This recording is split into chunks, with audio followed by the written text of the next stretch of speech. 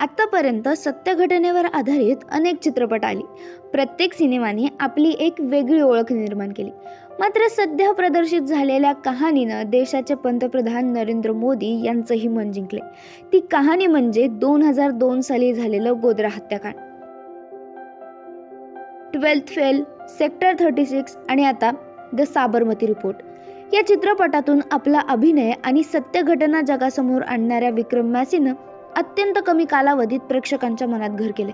12th fail movie blockbuster झाल्यानंतर आता Sabarmati रिपोर्टही hit होण्याच्या मार्गावरती आहे. 15 नोव्हेंबर रोजी हा चित्रपट प्रदर्शित झाला होता. मात्र सुरुवातीला याला प्रेक्षकांचा हवा तसा प्रतिसाद मिळाला नाही, कारण चित्रपट प्रदर्शित होण्याआधीच तो वादाच्या भोवऱ्यात अडकला होता. चित्रपटाचा हिरो म्हणजेच विक्रांत मेसीने असं काही वक्तव्य केलं होतं ज्याने हिंदू आणि मुस्लिम वादाला सोशल मीडियावरती सुरुवात झाली होती. वाढता वाद पाहून मेसीने त्यावरती आपली बाजू मांडली. परंतु ते म्हणतात ना की एक चांगली कहाणी लोकांपासून अधिक दूर राहू शकत नाही. त्यामुळे सुरुवात जरी मंद गतीने झाली असली तरी आतापर्यंत या सिनेमाने 28 करोड रुपये कमवले आहेत. काल हा चित्रपट नरेंद्र मोदी यांनी पाहिल्यामुळे तो चांगलाच चर्चेतही आलाय.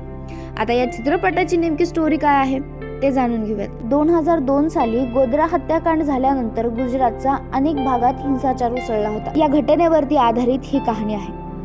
अयोध्येवरून पूर्णाहुती महायज्ञ करून हजारो हिंदू वापस आपल्या घरी येण्यासाठी अहमदाबादच्या साबरमती ट्रेनमध्ये चढतात.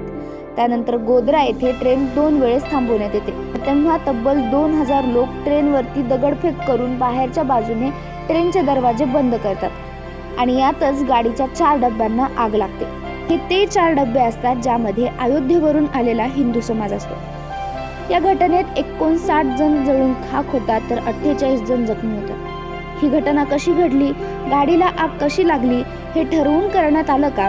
तसंच एका पत्रकाराला सत्य घटना माहीत असूनही त्याने ती का जगासमोर मांडली नाही, यासारख्या अनेक घटनेचं नेमकं सत्य काय आहे हे उलगडण्याचा प्रयत्न या चित्रपटातून करण्यात आला. ही घटना जेव्हा घडली होती तेव्हा गुजरातचे मुख्यमंत्री नरेंद्र मोदी होते.